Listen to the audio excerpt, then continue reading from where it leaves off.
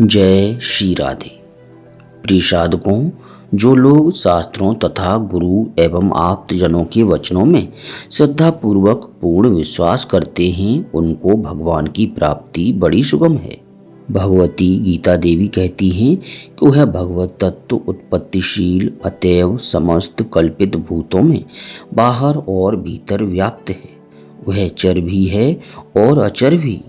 इस प्रकार वह सर्वस्वरूप होने पर भी रूपादिहीन होने के कारण अनायास स्पष्ट ज्ञान के योग्य नहीं है।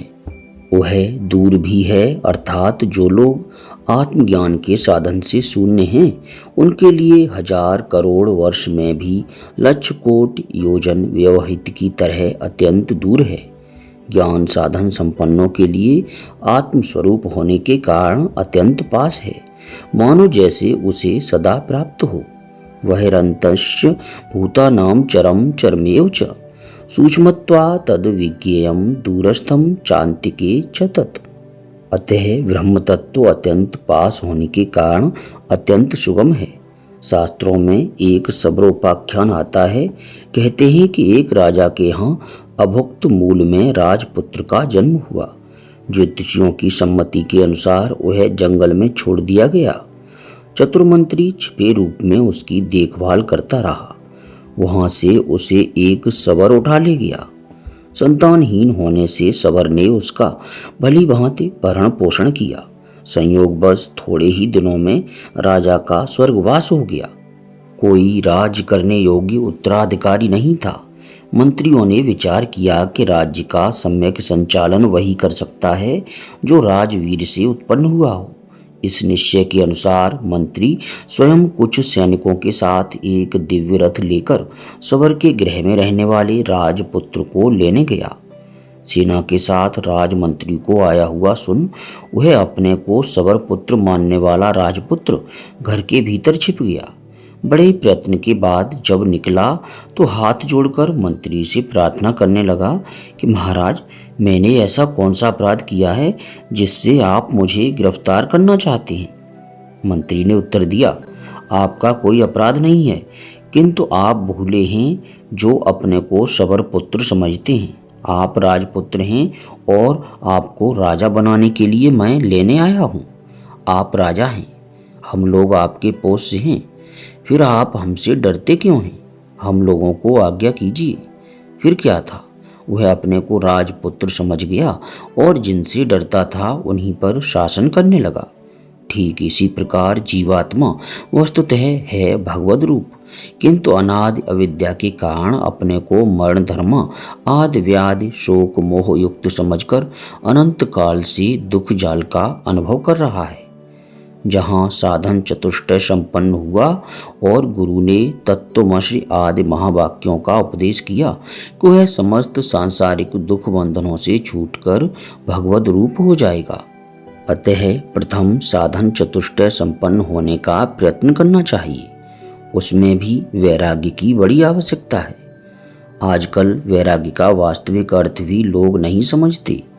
योग सूत्रकार के अनुसार रूप रस आदि भोग विषयों के प्राप्त होने पर भी विवेक के प्रबलतावश उन विषयों के भोग की इच्छा से रहित बुद्धि ही वंशीकार संज्ञक वैराग्य है।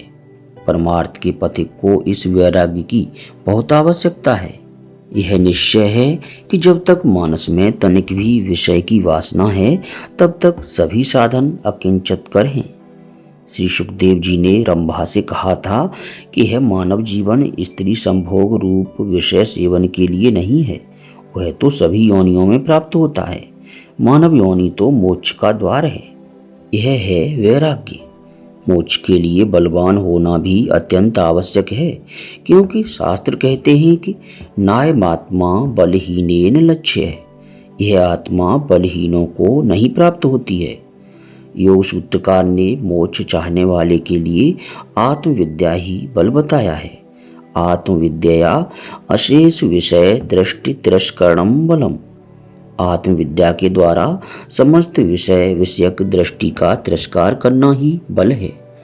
अतः रूपात्मक दृश्य प्रपंच को आत्मदृष्टि के द्वारा आच्छादित कर देना नितराम आवश्यक है।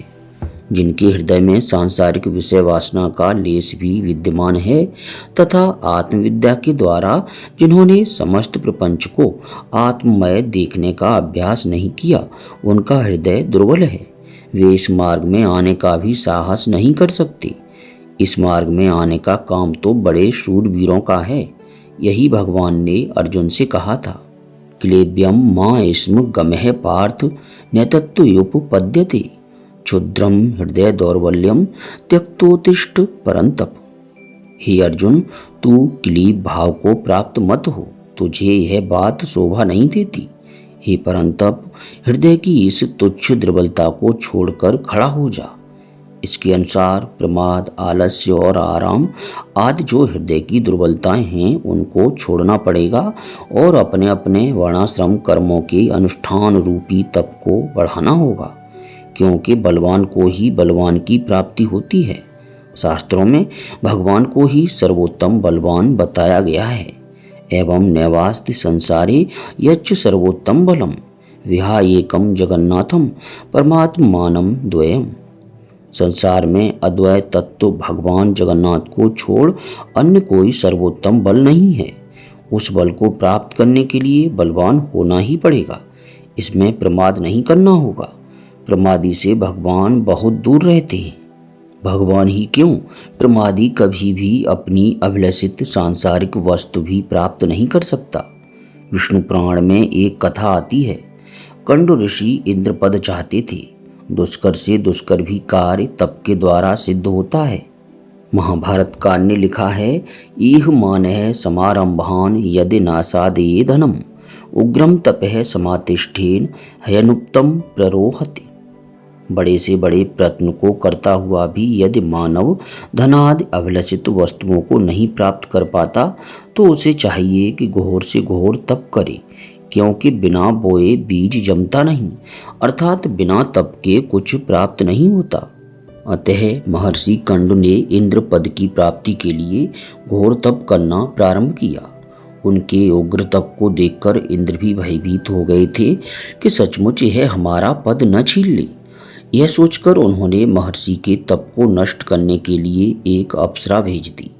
फिर क्या था, उसके दिव्य सौंदर्य को देखकर वे उसमें आसक्त हो गए और ऐसे आसक्त हुए कि 900 वर्ष का समय उनको एक दिन के भी समान नहीं प्रतीत हुआ। यह है विषय की करामात। बाद को जब ऋषि को ध्यान हुआ कि यह मैं क्या कर रहा हूँ, क्या यही इंद्र पद की प्राप्ति के लिए तप है? इस अप्सरा ने तो हमारा सर्वनाश कर दिया। फिर तो अप्सरा कांप गई कि कहीं ये मुझे शाप न दे दें। प्रिय साधकों, इससे हम लोगों को शिक्षा लेनी चाहिए कि अभक्ष, वायुभक्ष और महासंयमी एक महर्षि भी जब विषय सन्निधान में इतने प्रमादी हो जाते हैं तो हम लोग तो प्राय सभी साधनों से शून्य हैं। उनकी क्या दशा होगी।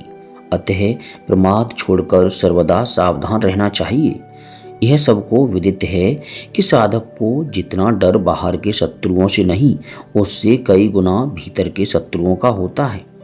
शास्त्र कहते हैं, अहंकारम बलम दर्पम कामम क्रोधम च संसृताः वामात्म पर देहेषु प्रद्विषन्तो अभ्यसूयकाः। अहंकार, बल, दर्प, काम और क्रोध के अधीन प्राणी अपने तथा दूसरों में वर्तमान मेरे अर्थात भगवान के साथ विद्वेष करते हैं तथा मोक्ष उपयोगी गुणों से भी द्वेष करते हैं। अतः साधक को कभी भी इनके अधीन नहीं होना चाहिए।